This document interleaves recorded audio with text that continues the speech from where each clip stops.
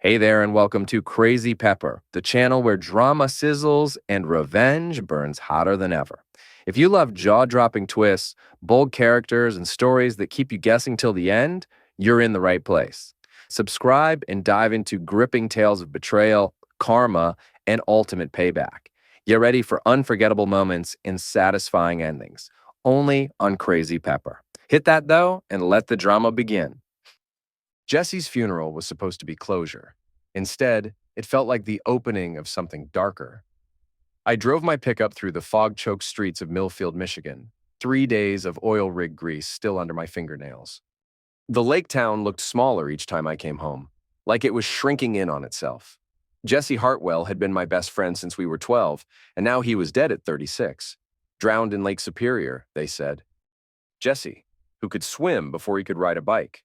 The story didn't sit right, but grief makes you question everything. My house sat at the end of Birch Street, a two-story colonial with a detached guest house I'd built for Corinne's parents to visit. They never did. The driveway was empty except for Corinne's Honda, but something felt wrong the moment I killed the engine. The house looked the same, but it felt different, like someone had rearranged the furniture of my life while I was gone. I grabbed my duffel bag and headed for the front door. The key stuck in the lock, which was odd. Corinne always kept it oiled. "Corinne?" I called, stepping into the entry hall. "In the kitchen." Her voice came back, but it sounded strained. I found her washing dishes that were already clean, her auburn hair pulled back in a messy bun. She was wearing her good jeans and a sweater I'd never seen before. When she turned to face me, her eyes were red-rimmed. "How was the funeral?" she asked, drying her hands on a dish towel. "Sad." Jesse's mom couldn't stop crying. I set my bag down and studied her face. "You okay? You look tired." "I've been helping Eli Bancroft. You remember? Jesse's neighbor?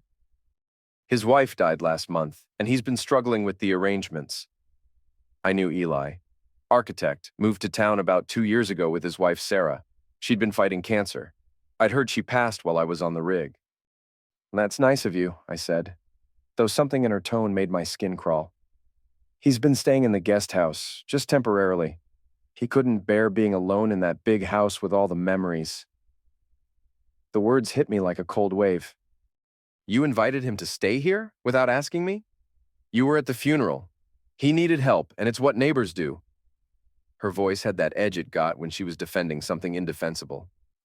Through the kitchen window, I could see the guest house. A light was on in the bedroom window. As I watched, a shadow passed by the curtain. Male, tall. "How long has he been here?" 3 days, since you left for the funeral." 3 days. The exact amount of time I'd been gone. I walked to the back door and looked out at the small building I'd constructed with my own hands. "I'm going to introduce myself. He's probably asleep," Corinne said quickly. "He's been taking medication for the grief. Maybe tomorrow." But as she spoke, I heard footsteps on the gravel path outside. Heavy boots on stone. The footsteps of a man who wasn't sleeping. I went to the master bedroom to unpack, trying to shake the uneasy feeling crawling up my spine. Corinne followed, chattering about the funeral arrangements for Sarah, the casseroles from neighbors, Eli's architectural firm struggling without him. I opened the closet to hang up my funeral suit, and that's when I saw them. Men's dress shoes, Italian leather, size 11, not mine. I stared at them for a long moment, my blood turning to ice water. They were sitting next to Corinne's heels, like they belonged there, like they'd been there for more than 3 days. "Corinne," I said, my voice steady as concrete. "Whose shoes are these?" She looked over my shoulder and her face went pale. "Oh, Eli's. He was here earlier and it was muddy outside. I told him to leave them in the closet so they wouldn't track dirt through the house." The lie came so smoothly, so practiced, that I knew it wasn't the first one. I didn't sleep that night. Instead, I lay in bed listening to Corinne breathe beside me, cataloging every sound from outside. Around midnight, I heard the guest house door open and close, footsteps on gravel, then silence. At dawn, I walked the property with my coffee, inspecting everything like I was back on the rig checking for leaks. The shed behind the house had always been my sanctuary. Power tools, fishing gear, the equipment I used for side jobs when I was on shore. I kept it locked with a heavy-duty padlock. The lock was still there, but something was wrong. The metal showed fresh scratches around the keyhole. Someone had been inside. I opened it up and immediately knew. My tools had been moved, not obviously, but I knew the arrangement of every wrench, every drill bit. Someone had been in here looking for something, or using something. I checked my key ring. The shed key was missing. "Morning, Nolan." I spun around. Eli Bancroft stood 10 feet away, holding a coffee mug that looked suspiciously like one from my kitchen. He was tall and lean, with the kind of weathered handsomeness that came from outdoor work despite his white-collar profession. Gray streaked his brown hair, and his blue eyes had the hollow look of recent grief. "Eli, sorry for your loss." "Thank you, and I'm sorry about Jesse. I know you two were close." We stood there in the morning mist, two men who should have been allies in grief but felt more like predators sizing each other up. "Corinne says you're staying in the guest house." "Just until I can get my head straight. Your wife is a saint, offering to help like that." His smile never reached his eyes. "I hope you don't mind. I know it's an imposition." "Not at all. That's what neighbors do. But I was thinking about my missing key, about his shoes in my closet, about the way Corinne had lied so smoothly." After Eli went back to the guest house, I drove into town for supplies. I needed answers, and I knew where to start. Sheriff Tom Bradley had been keeping the peace in Millfield for 20 years. We'd gone to high school together, and he was one of the few people who knew Jesse as well as I did. I found him at Murphy's Diner, working through a stack of pancakes and a case file. "Nolan, how you holding up?" "Been better. Mind if I ask about Jesse's accident?" Tom's fork paused halfway to his mouth. "What about it?" "Just seems strange. Jesse was a strong swimmer. Strong swimmers drown too. Happens more than you'd think. Guy gets overconfident. Maybe he has a few beers. Water's cold this time of year." But Tom's eyes said something different. "Why? You hear something?" "Not exactly. Just doesn't feel right." Tom leaned back in the booth, studying me. "Between you and me, there were a few things that didn't add up. Jesse's car was found at the North Dock, but his body washed up 2 miles south. Current doesn't run that way this time of year." "You investigate it?" "Looked into it. Jesse had been acting strange the week before he died. Agitated. Asked his neighbor, Mrs. Patterson, if she'd seen anyone around his house. Said he felt like he was being watched." My coffee suddenly tasted like acid. "Anyone else know about this?" "Just me and the coroner. And now you." Tom closed the case file. "Why the sudden interest?" I told him about Eli staying at my place, about this strange feeling I couldn't shake. I didn't mention the shoes or the missing key. Not yet. "Eli Bancroft?" Tom frowned. "He was one of the last people to see Jesse alive. They had coffee the day before Jesse died. Said Jesse seemed upset about something. The diner suddenly felt too small, too warm. What kind of upset? Relationship troubles, according to Eli. Said Jesse was worried about someone he cared about making bad decisions. I left the diner with more questions than answers, but one thing was becoming clear. Jesse's death and Eli's presence in my life weren't coincidences. That evening, I watched from the kitchen window as Corinne walked out to the guest house with a covered plate. She knocked, and when Eli opened the door, she stepped inside. The door closed behind them. They were in there for 43 minutes. When Corinne came back, her hair was mussed and her cheeks were flushed. She set the empty plate in the sink without looking at me. "How's Eli doing?" I asked. "Better. He's a strong man. He'll get through this." Later that night, I stood at our bedroom window and watched the guest house. Around 11, I saw 2 silhouettes pass by the window, close together, too close for grief counseling. Then I saw something that made my blood freeze. Through the window, clear as day, I watched my wife embrace another man. Not the quick hug of comfort, but the long, desperate embrace of lovers. I went to bed that night knowing my marriage was over. The only question was what I was going to do about it. 3 weeks on the rig gave me time to think, and thinking was dangerous. I worked my shifts in the North Atlantic, wrestling with pipe fittings and hydraulic systems, but my mind was back in Millfield, imagining what was happening in my house. The rig crew noticed my mood. Big Jim, my supervisor, pulled me aside on day 15. "You're wound tighter than a drum, Faye. What's eating you?" "Personal stuff, the kind that gets people hurt out here.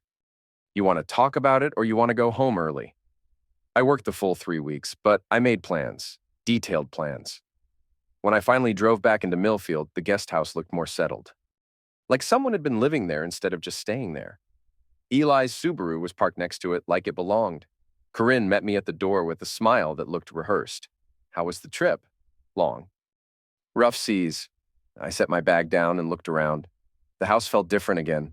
More pictures on the mantle, different soap in the bathroom. Little changes that spoke of another person's influence. Eli's still here? He's been having a really hard time. Dr. Matthews put him on antidepressants and they make him dizzy. I didn't feel right leaving him alone. Dr. Matthews. The same doctor who'd treated Sarah Bancroft during her cancer fight. The same doctor who'd signed Jesse's death certificate.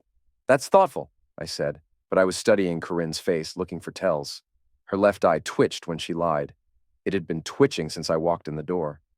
That evening, Eli came over for dinner. Corinne had made pot roast, my favorite, but she'd also opened a bottle of wine.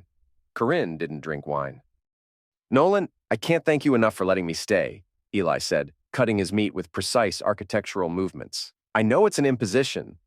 Not at all. Community spirit. We made small talk about the weather, the rig work, his architectural projects, all very civilized, all very fake. I should probably start looking for my own place soon, Eli said. I can't impose on your hospitality forever. No rush, Corinne said quickly. You're welcome to stay as long as you need. I watched this exchange and filed it away. Corinne wanted him to stay. Eli was making noises about leaving, but not making any actual moves to leave. Classic manipulation dynamics. After dinner, I excused myself to unpack. In the bedroom, I went straight to the closet. Eli's shoes were gone, but there were indentations in the carpet where they'd sat. In their place was a pair of women's heels I'd never seen before. Expensive ones. I picked up one of the shoes and examined it. Size 7, Corinne wore size 8. Behind the guest bed pillow, I found a black lace bra. Victoria's Secret 34C. Corinne was a 36B and hadn't worn black lace since our honeymoon. The next morning, I was replacing a board on the back deck when 8-year-old Katie Morrison from next door rode her bike into my yard. Hi, Mr. Fay, welcome home. Thanks, Katie. How's school? Good. My mom said I shouldn't tell you this, but I think you should know. I set down my hammer. Tell me what? Your wife cries a lot in his arms when you're gone. The man in the little house. I see them from my bedroom window. She goes over there every night, and sometimes she doesn't come back until morning. Children, I'd learned, were the most reliable witnesses. They had no reason to lie and no social filters to soften the truth. How often does this happen, Katie? Every night since you left. Sometimes during the day, too. My mom says it's none of our business, but I thought you should know because crying means someone's hurt and maybe you could help. I gave Katie a $5 bill and told her she was a good neighbor. Then I went inside and began planning. 20 years working oil rigs teaches you a few things about surveillance. Equipment needs to be weatherproof, tamper-resistant, and invisible. Lucky for me, I had access to the best surveillance gear money could buy, courtesy of offshore security protocols.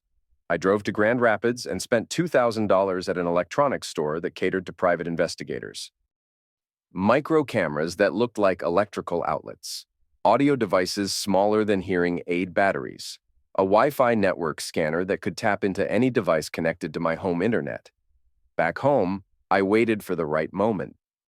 It came when Corinne announced she was taking Eli grocery shopping because he was still too grief-stricken to go alone. I had 2 hours. The first camera went inside a fake electrical outlet in the guest house living room. The second one inside a modified smoke detector in the bedroom. Audio devices went under the bed frame and behind the nightstand. Each device was motion-activated and transmitted directly to a receiver I installed in the shed. The house got the same treatment. Camera in the kitchen clock, audio device in the bedroom lamp, a network tap on the Wi-Fi router that would capture every text, email, and web search. My hands were steady as a surgeon's as I worked. This was just another technical problem to solve, like fixing a blown gasket or replacing a damaged valve. Emotion was a luxury I couldn't afford. The hardest part was the timing. I had to install everything, test the connections, and clean up any evidence before they returned. With 15 minutes to spare, I was back in the shed, watching the feeds on a laptop screen. They came home laughing about something. Eli carried the grocery bags like he lived there. Corinne touched his arm as they talked, her fingers lingering longer than necessary. That night, I lay in bed listening to the audio feed through an earpiece. At 11:30, I heard Corinne get up. The bedroom door opened and closed. Footsteps down the hall, out the back door, across the gravel to the guest house. Through the cameras, I watched my wife knock softly on Eli's door. He opened it wearing just a pair of boxers. She was in her nightgown, the one she used to wear for me. They didn't speak. They didn't need to. She stepped inside and he closed the door behind her. For the next hour, I listened to the sounds of my marriage ending. Every whispered word of affection, every moan of pleasure, every promise they made to each other about a future that didn't include me. But it was what they said afterward that changed everything. "I feel terrible about this," Corinne whispered. "Don't, he doesn't deserve you." "I know, but still, he's a good man." "Good men finish last, baby. You know that." A long pause. Then Corinne's voice, softer now. "Do you think Jesse suspected?" "Jesse suspected everything. That was his problem." "God, Eli. When I think about what could have happened if he didn't. That's what matters. Jesse's dead, and we're alive, and now we can be together." My blood turned to ice water. Jesse knew about the affair. And somehow, Jesse's knowledge had gotten him killed. "Sometimes I wonder if we made the right choice," Corinne said. "The right choice was getting rid of the problem. Jesse was going to ruin everything." "You said so yourself." "I said he was going to tell Nolan? I never said we should." "You didn't have to say it. I saw it in your eyes. Jesse had to go, and now he's gone." End of story. I lay in my bed, listening to my wife and her lover discuss my best friend's murder, and I realized that revenge wasn't just something I wanted anymore. It was something I needed. Jesse's phone records told a story the police had missed. 3 days before his death, he'd made 17 calls to various numbers in town. The mayor's office, the local newspaper, me. I'd been on the rig and missed his calls. The voicemails were gone from my phone, but Verizon kept records. It took a week and a friendly technician who owed me a favor, but I got copies of Jesse's final messages. His voice sounded different, scared. "Nolan, it's Jesse. I need to talk to you about something important. It's about Corinne and that architect guy.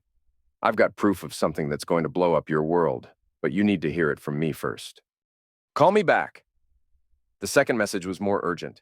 "Nolan, where are you? I'm in deep crap here. I've got video evidence of something that's going to destroy some people, but I think they know I have it. If something happens to me, check my safety deposit box at First National. Keys hidden in my tackle box." The third message was barely a whisper. "They're here. If you get this, remember what I said about the box. The truth is in there. Don't trust anyone." That was the last message Jesse ever left. I drove to Jesse's house the next morning. It was locked up tight with a for sale sign in the front yard. Eli Bancroft's architectural firm was listed as the selling agent. The spare key was still under the fake rock by the back door. Jesse's place looked like it had been cleaned out quickly, too quickly. Personal items were gone, but furniture remained. Someone had been looking for something. The tackle box was in the basement, right where Jesse always kept it. Inside, beneath the lures and sinkers, I found a small brass key and a note written in Jesse's handwriting. "Box 247. If you're reading this, they got to me first. Don't let them get away with it." First National Bank still had Jesse's safety deposit box under a probate hold, but I knew the manager, Carol Hendricks. She'd been 2 years ahead of us in high school, and she remembered Jesse fondly. "I probably shouldn't be doing this," she said, leading me to the vault. "But Jesse specifically listed you as someone who could access the box if something happened to him. The box contained 3 items, a USB drive, a manila envelope, and a DVD marked insurance in Jesse's handwriting. The DVD was shaky cell phone footage, but the audio was clear. Jesse's voice narrating as he filmed through someone's window. "This is Jesse Hartwell, October 15th. I'm documenting what I've been seeing at the Bancroft house." The video showed Corinne's Honda parked in Eli's driveway. Then it showed Corinne leaving Eli's house at dawn, adjusting her clothes and looking around nervously before getting in her car. "This has been going on for weeks," Jesse's narration continued. "Every time Nolan's on the rig, she's over here. Today, I'm going to confront them." The video jumped to later that same day, Jesse standing on Eli's front porch knocking on the door. When Eli answered, Jesse held up his phone. "I've got it all on video," Jesse said. "Everything. You want to explain to me why you're destroying my friend's marriage? Jesse, you don't understand. I understand plenty. Question is, what are you going to do about it? The video ended there, but the envelope contained printed screenshots from the footage, along with phone records showing dozens of calls between Corinne and Eli going back months. Long before Sarah Bancroft's death, the USB drive was even more damning. It contained Jesse's research into Eli's background. Eli Bancroft wasn't just a widowed architect grieving his wife. He was a serial adulterer who'd been divorced twice before marrying Sarah. Each divorce had involved allegations of emotional manipulation and financial fraud. But it was the final document that made my hands shake. A medical examiner's report from Eli's first wife's death. She died in a drowning accident in Minnesota, just like Sarah, just like Jesse. 3 people close to Eli Bancroft had drowned under suspicious circumstances. The pattern was clear, but proving it would be impossible. Eli was too smart to leave obvious evidence. But he wasn't smart enough to realize that I'd learned surveillance from the best security teams in the world. That night, with fresh audio evidence of Eli and Corinne planning a future that required my death to make possible, I made my decision. If Eli Bancroft wanted to play the game of murder made to look like accidents, I'd teach him how it was really done. But first, I needed to make sure everyone in town understood exactly what kind of people they were dealing with. I spent 3 days planning the barbecue. To the outside world, it looked like a gesture of community spirit. To me, it was the opening move in a chess game where the stakes were life and death. I invited everyone, neighbors, co-workers, people from the church Corinne attended, but I didn't. Sheriff Bradley, Dr. Matthews, even Mrs. Patterson, Jesse's elderly neighbor who'd seen him acting nervous before his death. "This is wonderful," Corinne said when I told her about the party. "It'll be good for Eli to socialize. He's been so isolated." "That's the idea." "I want everyone to meet our house guest." I said it with a smile, but I was thinking about the audio recordings, about Jesse's research, about the pattern of drownings that followed Eli Bancroft like a wake. The day of the barbecue, I grilled burgers and hot dogs while neighbors arrived with side dishes and curiosity. Eli played the part of the grieving widower perfectly, accepting condolences with just the right amount of brave vulnerability. "Nolan's been so generous letting me stay in the guest house," he told Mrs. Patterson. "I don't know what I would have done without him and Corinne." "It's what neighbors do," I said, flipping burgers. "We look out for each other." But I was watching faces, cataloging reactions. Who knew about the affair? Who suspected? Mrs. Patterson kept glancing between Corinne and Eli with a puzzled expression. Sheriff Bradley watched Eli with the careful attention of a cop who'd seen too many charming sociopaths. After everyone had eaten, I brought out my laptop and a portable speaker. "I wanted to share something with you all," I announced. "I've been going through Jesse's things, and I found some video he took of the lake. Thought you might like to see it." The first video was innocent enough. Jesse filming the sunset over Lake Superior, talking about the beauty of the area. People smiled and made appreciative comments. The second video was different. Jesse's voice tense with discovery. "This is what I've been seeing at the Bancroft house. Every time Nolan's away, she's here." The footage of Corinne leaving Eli's house played on the laptop screen. The yard went dead silent. 23 people watched my wife's affair unfold in high definition. Corinne went white as old bone. Eli started to say something, but I held up my hand. "There's more," I said. Jesse's voice continued. "I confronted them today, asked them to explain. Want to hear what they said?" I played the audio recording from my surveillance system. Eli and Corinne's pillow talk about Jesse being a problem that needed to be eliminated. Their discussion of his death as a choice they'd made together. Someone gasped. Mrs. Patterson's hand flew to her mouth. Sheriff Bradley was already reaching for his phone. "You son of a witch!" Eli said, lunging at me. I was ready for him. I stepped aside and he stumbled into the picnic table. When he came up swinging, I let him throw the first punch. It caught me on the jaw, but I'd taken worse hits from pipe wrenches. My return punch put him on the ground. "He attacked me," I said to the crowd, tasting blood in my mouth. "You all saw it." Sheriff Bradley was already calling for backup. Neighbors were backing away from Eli like he was radioactive. Corinne was crying, but no one was comforting her anymore. "This is all lies," she said. Jesse was unstable. Everyone knew it. He was obsessed with me, and when I rejected him, he made up these stories. But the evidence was overwhelming, and the community had heard it with their own ears. By the time the paramedics arrived to check my jaw, Half the town knew that Corinne Fay and Eli Bancroft were murderers. The other half would know by morning. As the police led Eli away for questioning, he looked back at me with pure hatred. "This isn't over," he said. "Yes," I replied, "it is." But I was wrong. The game was just beginning. 3 days after the barbecue, Eli was released on bail. Insufficient evidence, the prosecutor said. The audio recordings were inadmissible because I'd obtained them through illegal surveillance. Jesse's research created suspicion, but not proof. Eli's lawyer argued that grieving people often said things they didn't mean. But the court of public opinion was less forgiving. Eli's architectural firm lost 3 major contracts. The grocery store clerks gave him cold stares. Children were told not to go near the Bancroft house. Corinne filed for legal separation and moved in with her sister in Grand Rapids. She hired a lawyer who specialized in domestic disputes and claimed I'd been abusive throughout our marriage. The restraining order came 2 days later. I couldn't go within 500 feet of her, but I could still watch my house. Eli moved back into the main house the day after Corinne left. He had the locks changed and installed a security system. He thought he was safe. On Thursday morning, I was in town getting coffee when Dr. Matthews approached me at Murphy's Diner. "Nolan, can I talk to you privately?" We took a corner booth. Dr. Matthews looked like he'd aged 10 years since the barbecue. "I need to tell you something about Jesse's death, something that's been eating at me." "I'm listening." "The toxicology report showed traces of diazepam in Jesse's blood. Valium. But Jesse wasn't prescribed any anxiety medication. Where would he have gotten it? That's the thing. I prescribed Valium to Sarah Bancroft during her cancer treatment, high-dose tablets for severe anxiety. After she died, Eli returned a nearly full bottle to my office, said he didn't want the temptation around. The pieces clicked together. But you think he kept some? I think he gave Jesse a spiked drink before he went swimming. Just enough to impair his judgment and motor skills. Make an accident more likely. Why are you telling me this now? Dr. Matthews stared into his coffee cup. Because I saw the same pattern with Sarah. She was a strong woman, fighting the cancer with everything she had.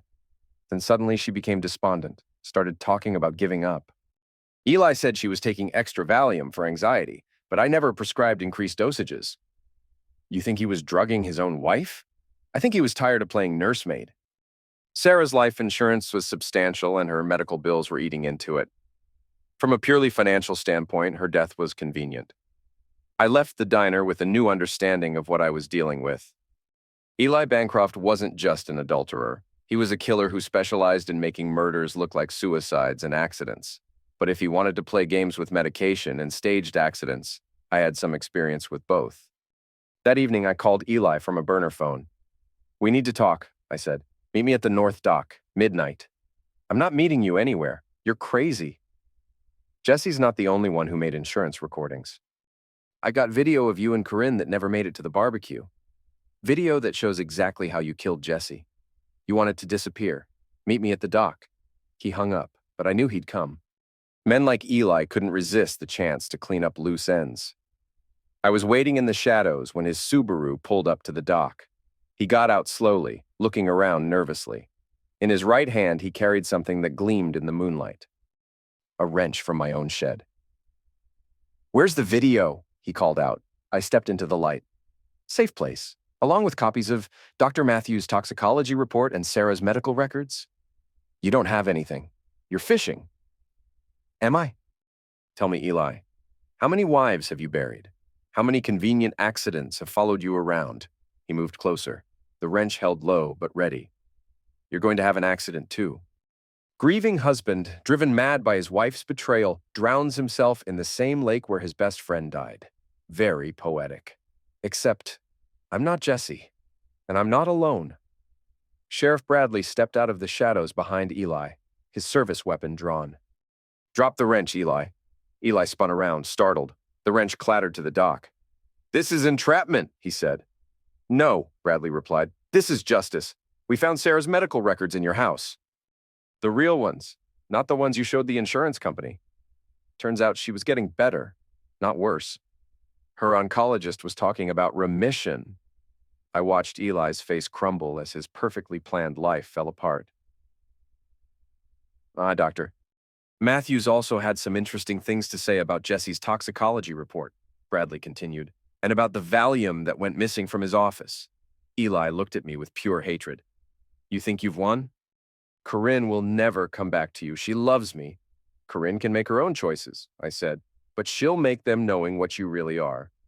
As Bradley cuffed Eli, I felt something I hadn't experienced in months. Peace.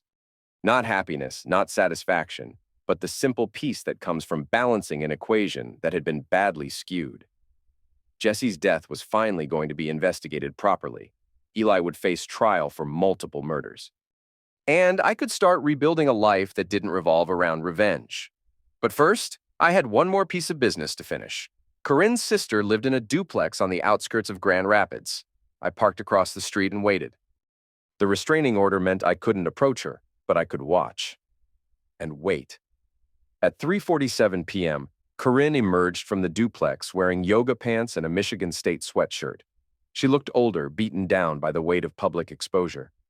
Her auburn hair had lost its shine, and she moved with the careful steps of someone expecting attack. I followed her to a coffee shop in the downtown area, staying well beyond the legal distance the restraining order required.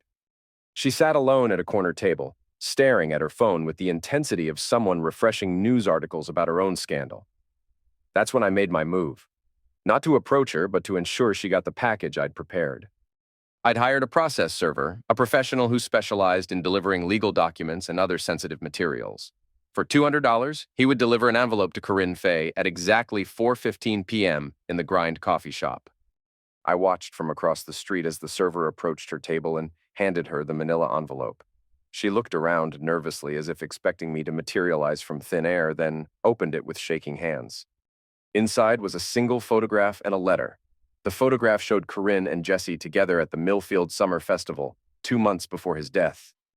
They were holding hands behind the craft beer tent, looking at each other with obvious intimacy. Jesse's arm was around her waist, her head was on his shoulder.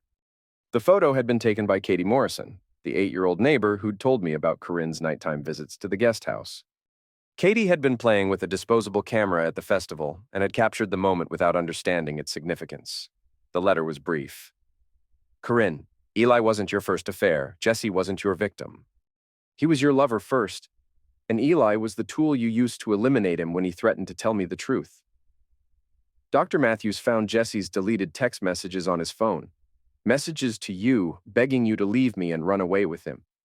Messages where you told him it was impossible because I'd never give you a divorce that left you with half of everything. You didn't just cheat on me with Eli. You orchestrated Jesse's murder because he was going to expose your affair and ruin your long-term financial plans. Eli was your weapon, not your lover. The police have the phone records now. They know you called Eli 3 times the night before Jesse died.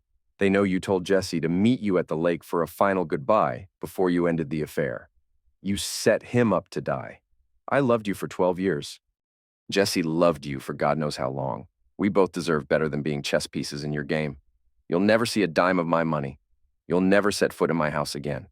And everyone in Millfield will know exactly what you are. Don't contact me again, Nolan. Through the coffee shop window, I watched her read the letter 3 times. Her face went through a progression of emotions: confusion, recognition, denial, and finally devastation. She crumpled the letter in her fist, then smoothed it out and read it again. When she looked up, tears were streaming down her cheeks, and for the first time since this all started, they looked genuine. That evening, she violated the restraining order. I was in the shed, reviewing the surveillance footage one final time before turning it over to the police, when I heard her car in the driveway. Through the window, I watched her walk to the front door with the defeated posture of someone who'd run out of options. She knocked softly, then used her key. I heard her moving through the house, calling my name. "I'm in the shed," I called back. She appeared in the doorway, and I barely recognized her. The confident, manipulative woman who'd lied so smoothly about Eli's shoes was gone. In her place stood someone hollowed out by exposure and consequences. "The restraining order," I started. "I don't care about the restraining order. I need to talk to you." "There's nothing to talk about." "There is, because you're wrong about Jesse." I turned off the laptop and faced her. "How am I wrong? I did love him. I loved him before I ever met Eli. Jesse and I, it started 3 years ago. Before Sarah got sick. Before any of this. And that's supposed to make me feel better? It's supposed to make you understand that I never wanted him dead. Eli killed Jesse because Jesse was going to tell you about us, yes.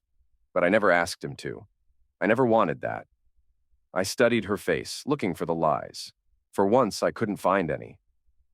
Jesse wanted me to leave you, she continued. He said we could start over somewhere new, but I couldn't. This house, our life, the security, I wasn't ready to give it up. So you chose Eli instead. I chose what seemed like the easier path. Eli was grieving, alone, wealthy. He seemed like a solution to all my problems. I thought Jesse would understand and move on. But he didn't. He threatened to tell you everything if I didn't choose him over Eli. Said he had proof of the affair and was going to show you unless I left with him, so you told Eli. I told Eli that Jesse was unstable and making threats. I thought Eli would just, reason with him. Maybe offer him money to keep quiet.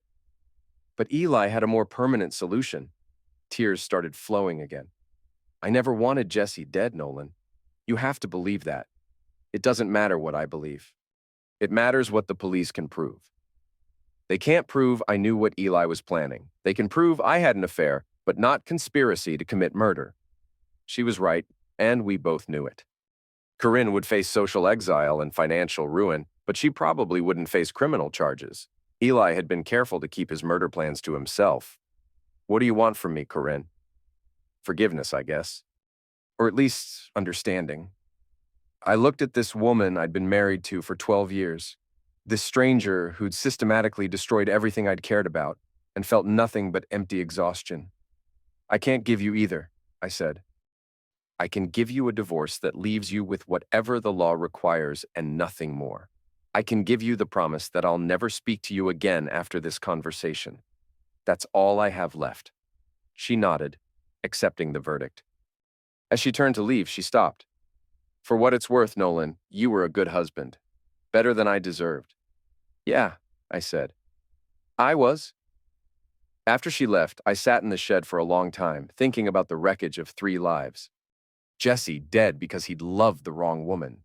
Eli facing life in prison because he'd chosen murder over morality. Corinne destroyed by her own greed and cowardice.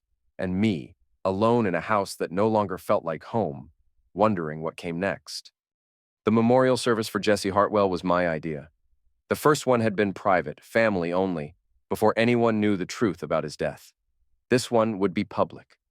This one would be justice. I rented the Millfield Community Center and invited everyone who'd ever known Jesse. His family, his co-workers, his neighbors, the guys he played poker with on Thursday nights. Sheriff Bradley came and Dr. Matthews and most of the people who'd been at my barbecue. Corinne didn't come. Eli couldn't come. He was in county lockup, awaiting trial. I'd spent weeks preparing. Jesse's life deserved more than a cover-up and a quiet burial. He deserved the truth, told loudly and clearly to everyone who'd known him. Jesse Hartwell was murdered, I said, standing at the podium in front of 150 people. Not in a random act of violence, not in a crime of passion, but as the result of a calculated decision by people he trusted. I played the footage Jesse had recorded of Corinne and Eli's affair. I read excerpts from his text messages to Corinne, messages begging her to leave me and start a new life with him. I showed the toxicology report proving he'd been drugged before his death. Jesse died because he loved the wrong woman and trusted the wrong man. But he also died because he tried to do the right thing. He tried to tell the truth, and the truth got him killed. In the audience, I watched faces process the information. Jesse's mother wept openly. His father sat stone-faced, jaw clenched with rage. His brother stood up and walked out, unable to hear anymore. But I wasn't finished. Eli Bancroft is facing trial for Jesse's murder, but that's not enough. Because Eli didn't act alone. He had help from someone who knew Jesse better than anyone, someone who used that knowledge to set him up for death. I played the audio recording of Corinne and Eli discussing Jesse as a problem that needed to be eliminated. The community center was dead silent except for the sound of the recording and quiet sobbing from the audience. Corinne Fay may not face criminal charges for her role in Jesse's death, but she should face something: the judgment of people who knew and loved Jesse. The consequence of being exposed for what she really is. When the service ended, people didn't leave immediately. They stood around in small groups, processing what they'd heard, sharing their own memories of Jesse, their own suspicions about the circumstances of his death. Mrs. Patterson approached me as I was packing up the audio equipment. "I saw her the night before Jesse died," she said quietly. "Corinne. She was parked across from Jesse's house around midnight, talking on her phone. Looked agitated. I thought she was having car trouble." "Did you tell the police?" "I will now." Others came forward with similar observations. Corinne arguing with Jesse outside the post office. Eli asking questions about Jesse's swimming habits at the hardware store. Small details that hadn't seemed significant at the time, but now formed a clear pattern of premeditation. I was loading the last of the equipment into my truck when Jesse's father, Bill Hartwell, approached me. He was a tough old man who'd worked construction for 40 years, and his eyes were red with grief and rage. "Thank you for this," he said. "Jesse deserved better than being forgotten. He was my best friend. I know he was. And I know this cost you everything. Your marriage, your peace of mind, probably your faith in people. It was worth it." Bill nodded, studying my face. "What are you going to do now?" It was a good question. My marriage was over. My house felt like a crime scene. My job on the rig was a temporary escape, but I couldn't run away forever. "I'm thinking about moving," I said. "Maybe buying some land up north, starting fresh." Jesse's grandfather left him 40 acres on the Manistee River. Good fishing, decent hunting. "I'm the executor of his estate, and I know Jesse would want you to have it." The offer caught me off guard. "Bill, I can't accept." "You can, and you will. Jesse would have left it to you anyway if he'd made a will. Consider it payment for the truth." That night, I sat on my back deck with a beer looking out at the guest house where Eli had lived and planned murder. Tomorrow, I'd start making arrangements to sell the house. I'd take the insurance money from my dissolved marriage and buy Jesse's land, build a simple cabin, start over. But first, I had one more piece of business to finish. The call came at 6 a.m. on a Tuesday. Sheriff Bradley's voice was tight with excitement. "We got him, Nolan. Eli's confessing to everything." I was already awake, had been for hours. Sleep came hard these days. "What happened?" His lawyer advised him to take a plea deal. 25 to life instead of the death penalty. But here's the interesting part. He's claiming Corinne was the mastermind. I felt a cold satisfaction settle in my chest. What's he saying? That she manipulated him into killing Jesse. That she told him Jesse was unstable and dangerous. That Jesse had threatened to hurt her if she didn't leave you. Said she convinced him that Jesse's death would be a mercy to everyone involved. Can he prove any of that? He's got text messages. Apparently, Corinne was too smart to plan murder over the phone, but too stupid to realize that deleted texts can be recovered with the right equipment. The prosecution team found dozens of messages between Corinne and Eli, spanning the weeks before Jesse's death. Messages where Corinne described Jesse as obsessed and increasingly violent. Messages where she suggested that something permanent needed to be done about the Jesse situation. Most damning were the messages from the day before Jesse died. Corinne had texted Eli. "He wants to meet at the lake tonight. Says it's his last attempt to convince me to leave Nolan. This might be our chance." Eli's response, "I'll take care of it." "Trust me." Corinne's final message, "Make it look like an accident. And make sure he suffers a little first."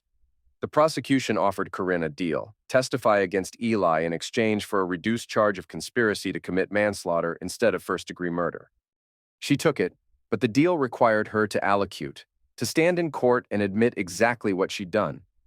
I was in the courtroom the day she testified. She looked smaller somehow, diminished by months of legal proceedings and social exile. When she took the stand, her voice was barely above a whisper.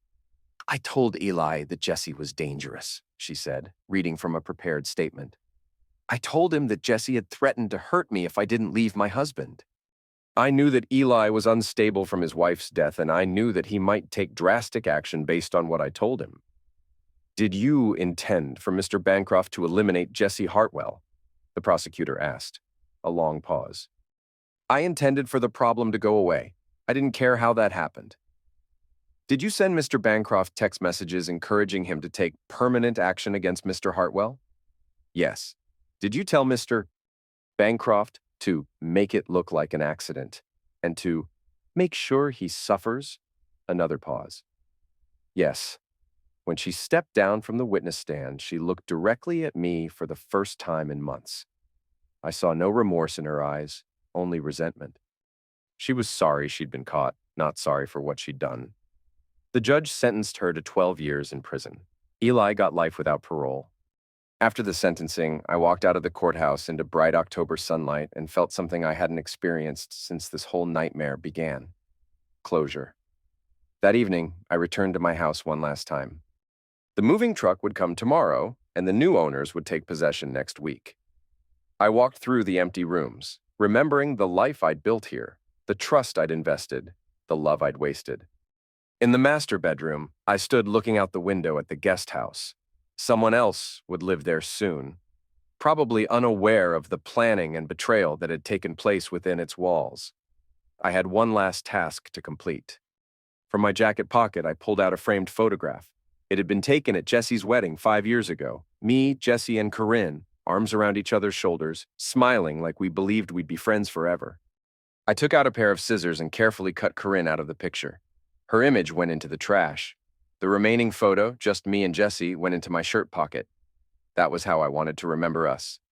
Two friends before betrayal and murder changed everything. The house sold for $30,000 over asking price to a young couple from Detroit who wanted to escape city life. They seemed nice enough, and they didn't ask too many questions about why I was selling so quickly. The closing was scheduled for the same day Corinne was scheduled to be released on bail, pending her appeal.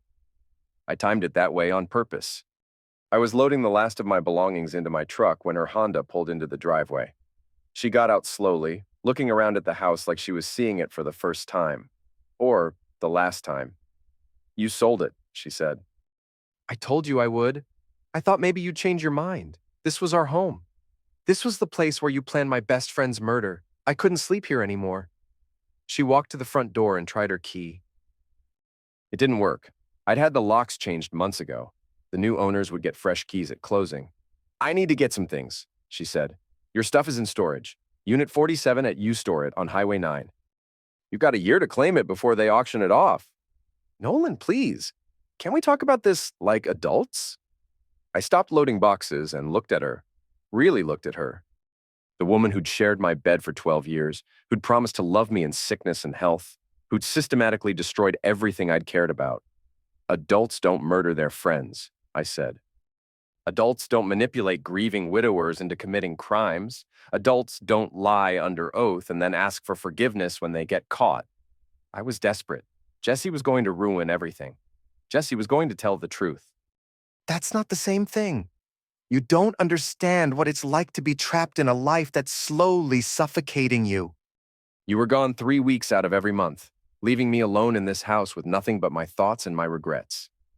So you decided to have affairs instead of asking for a divorce." I was going to ask for a divorce, after I figured out how to get half of everything without destroying both our lives. By killing Jesse and framing Eli. By solving the problem with minimal damage to everyone involved. The casual way she said it, solving the problem, made my blood run cold. Jesse hadn't been a person to her. He'd been a problem requiring a permanent solution. "I told Jesse you were a slow leak," I said, closing the tailgate of my truck. "Dangerous because you caused damage gradually, so people didn't notice until it was too late." "What's that supposed to mean?" "It means everyone knows what you are now, Corinne. The whole town watched you testify under oath that you manipulated a grieving man into committing murder. Your family knows. Your coworkers know. Everyone who ever trusted you knows exactly what you're capable of." She started to cry then, but they were angry tears, not sad ones. "You destroyed my life." "No, you destroyed your life. I just made sure everyone could see the wreckage." I got in the truck and started the engine. Through the windshield, I could see her standing in the driveway, suitcase in hand, looking lost and alone. The neighbors were watching from their windows. Mrs. Patterson, the Morrisons, the Kowalskis, people who'd known Corinne for years, who'd considered her a friend, who now crossed the street when they saw her coming. I rolled down the window as I backed out of the driveway. One more thing, I said. Jesse's father is suing you for wrongful death. The insurance company is suing you for fraud, and the IRS is auditing your tax returns for the past 5 years, looking for unreported income from Eli. Her face went white. You can't do that. I didn't do anything. I just made sure the right people knew the right information. The consequences are all yours. As I drove away, I looked in the rearview mirror one last time. Corinne was still standing in the driveway, watching my truck disappear down Birch Street. Around her, neighbors' curtains twitched as people watched the final act of her downfall. I felt no satisfaction, no joy, no sense of victory. Just the quiet peace that comes from balancing an equation that had been badly skewed. Justice, it turned out, was a lot like precision engineering. You identified the problem, calculated the solution, and applied exactly the right amount of pressure in exactly the right place. Everything else was just noise. The 40 acres on the Manistee River were everything Jesse's grandfather had promised. Dense woods, clear water, and silence so complete you could hear your own heartbeat. I spent the winter building a cabin with my own hands, using skills I'd learned from 20 years of offshore construction. The work was good for me. Physical labor that left me too tired to think, too exhausted to dream. By spring, I had a simple but solid home. 2 bedrooms, a stone fireplace, a kitchen that looked out over the river. I kept one bedroom for myself and turned the other into a workshop. No television, no internet, just books and tools and the sound of running water. The isolation was exactly what I needed. On the anniversary of Jesse's death, I drove back to Millfield for the first time in 8 months. The town looked the same, but I felt like a stranger walking through it. I stopped at Jesse's grave first, leaving a bottle of beer and a fishing lure on his headstone. Got him, I said quietly. Both of them, just like I promised. From the cemetery, I drove past my old house. The new owners had painted it blue instead of white, and had planted a vegetable garden where Corinne's flower beds used to be. The guest house looked smaller somehow, like it was shrinking back into the landscape. I didn't stop. There was nothing there for me anymore. At Murphy's Diner, I ran into Sheriff Bradley. He was 3 years older and looked 10 years wearier, the way cops do when they've seen too much human nature. I heard you bought Jesse's land, he said, sliding into the booth across from me. Seemed like the right thing to do. How's the hermit life treating you? Can't complain. How's the investigation business? Quieter since Eli and Corinne got sentenced. Amazing how much drama those two caused in such a short time. Any word on Corinne's appeal? Denied. She'll do the full 12 years. Probably more if she doesn't behave herself in prison. Eli's not even bothering to appeal. His lawyer says he's accepted that he'll die in prison. We ate in comfortable silence for a while. Finally, Bradley spoke again. You know, there were times during the investigation when I wondered if you'd take justice into your own hands. A couple of nights I even drove by your place just to make sure you weren't planning anything stupid. Like what? Like the kind of accident that might befall a murderous architect. Guy like you, with your skills and your access to equipment, could make someone disappear pretty easily. I met his eyes across the table. But I didn't? No, you didn't. You let the system work, even when it was slow and imperfect. That took discipline. Or maybe I just wanted them to live with the consequences instead of dying and escaping them. Maybe. Either way, you did the right thing. After lunch, I walked through downtown Millfield one last time. Past the bank where Jesse had kept his safety deposit box. Past the electronics store where I'd bought surveillance equipment. Past the church where Corinne used to pretend to be a good Christian wife. At the edge of town, I stopped at the overlook that gave the best view of Lake Superior.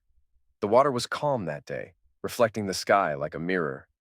It was beautiful and treacherous, the kind of place where accidents happened to people who weren't careful, or to people who trusted the wrong person.